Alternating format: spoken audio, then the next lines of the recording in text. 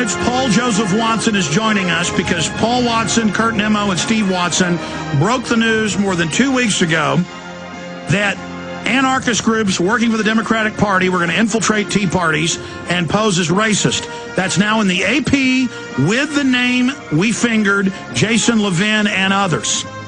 That's coming up. Also, all over the country, from Texas to Ohio, they're shutting down police departments, cutting sheriff's departments by half, and saying, you need to arm yourselves to protect yourself. Everything's going to the bankers now. Nothing for services. Economist, doctor of history, Webster Tarpley joins us for this segment and part of the next.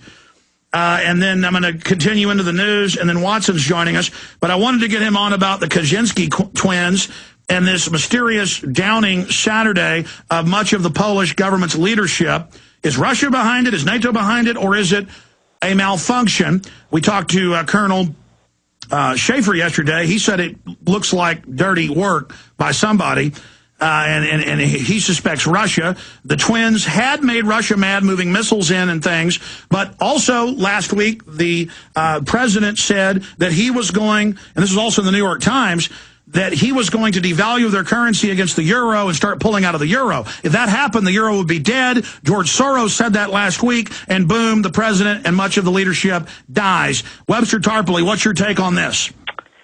Well, hi, Alex. Obviously, it's a great tragedy. Now, in terms of who might be doing this, right, if we think that this was not just a plane crashing in the fog, on the surface, there are 4 attempts by the plane to land at a not well-developed airport, right? Smolensk is one of those European airports that doesn't have all the equipment for landing in fog, so usually you have to have visibility to land. They crash on the 4th approach after dumping a significant part of their fuel.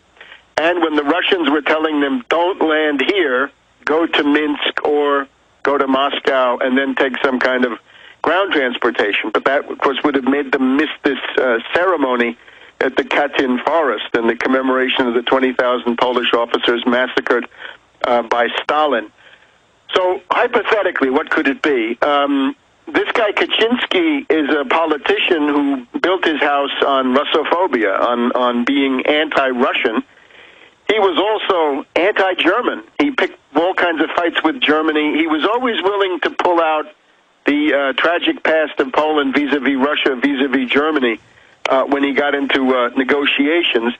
And the thing that puts him in a better light is that he was also against the Lisbon Treaty. He was one of the last heads of state in Europe to sign this oppressive and oligarchical Lisbon Treaty that went into force last year. And as far as I know, Poland has not joined the euro. They still have their own currency. No, I know, but by dropping it, they say that would affect the eurozone because it was pegged to the euro.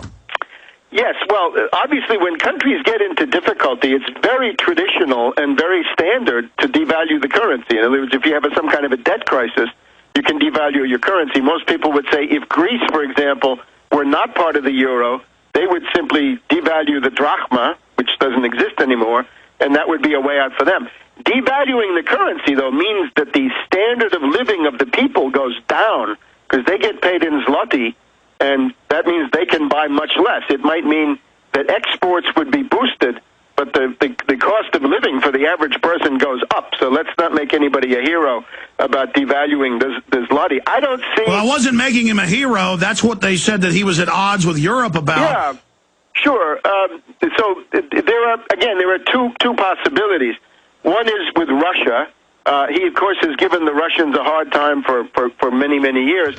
On the other hand, what is gained by making him into a martyr, especially at the point where he's going to be leaving office in the autumn? In other words, his term is basically going to come to an end, and there's going to be a new election. So that the West could have done that to get support for another Kaczynski to be put into power.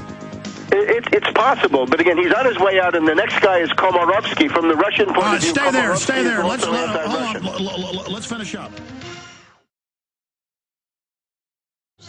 Geopolitical strategist, author, lecturer, essayist, a doctorate in history, and an economist. Webster Tarpley is our guest just for this segment.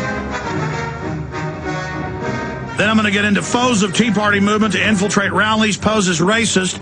Yeah, you heard that here weeks ago, but now it's in the AP. So this is a big victory.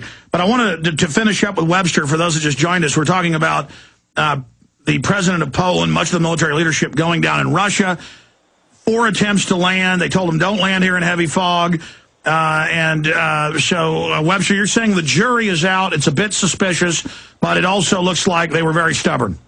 Yeah, I think so. Now, here's a comparison, okay? If you want to look at a case of somebody inside the European Union who was giving the European Union a hard time, you can look at this guy, Haider, H-A-I-D-E-R, of Austria, who was a right-wing politician with the main thing being anti-foreigner stuff, and this was in southern Austria. Now, he had died in a very, very suspicious automobile crash in October of 2008 after winning an election at a time when he was going to be a kingmaker. Despite a giant demonization campaign in the media that he was a Nazi. Yeah, with all kinds of things going on against him. And it doesn't seem to me that the Nazi charge is really based on anything. It was simply that he was a Eurosceptic. He was against the Lisbon Treaty. He was not happy with a lot of things going on in Brussels. But notice the difference is that he was taken out of the picture right after winning a very important election when everybody knew that the next government of Austria would be profoundly influenced by him. There's a book by Gerhard Wisniewski about this, which is only in German so far as I know, but it's a very, very good investigation. In the case of Kaczynski now, Lech Kaczynski, he's basically on his way out. His brother had also been the prime minister of Poland, right? You had the Kaczynski twins, one president, one prime minister for a couple of years. The other brother had been kicked out as prime minister and replaced by this guy Tusk, who is more conciliatory to Russia and also to the European Union. And now the other Kaczynski is now gone. I just don't see the case. Then there was the cui bono, right? Who benefits? This doesn't seem to me to be that obvious. Although I guess you keep an open mind and see what happens. There will be continuing investigation, which apparently is being done jointly by the Russians and the Poles, so that the Poles can satisfy themselves as to what went on. All right, let's shift gears into the main subject. And I haven't asked your opinion on this. We will find out now if you concur. But we know Bush played the nuclear 9/11 card. We know that, I believe that they may do it.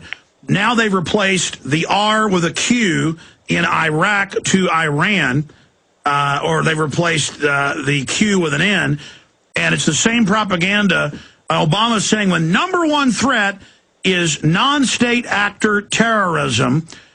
He says we're not worried about country-to-country having nuclear exchanges. We're worried about Iran running al-Qaeda and nuking America, which is asinine on so many fronts. Al-Qaeda's a CIA creation. Iran's anti-Al-Qaeda Shiite. But it's a total replay of this in the lead-up. And then we have Medvedev coming out and saying, look, this could cause World War III. That's in Haaretz, the big paper out of Israel. Medvedev, Israel's strike on Iran could spark global catastrophe or Armageddon. And so let's break this down. Do you concur that they could play a nuclear Armageddon card, or regardless, just by putting it out there, it's psychological terrorism, invoking this fear at a time when the globalist agenda is stalling? I think that's quite accurate. The big thing that has changed, remember, is that there was an attempt to have a color revolution, CIA people power coup inside Iran.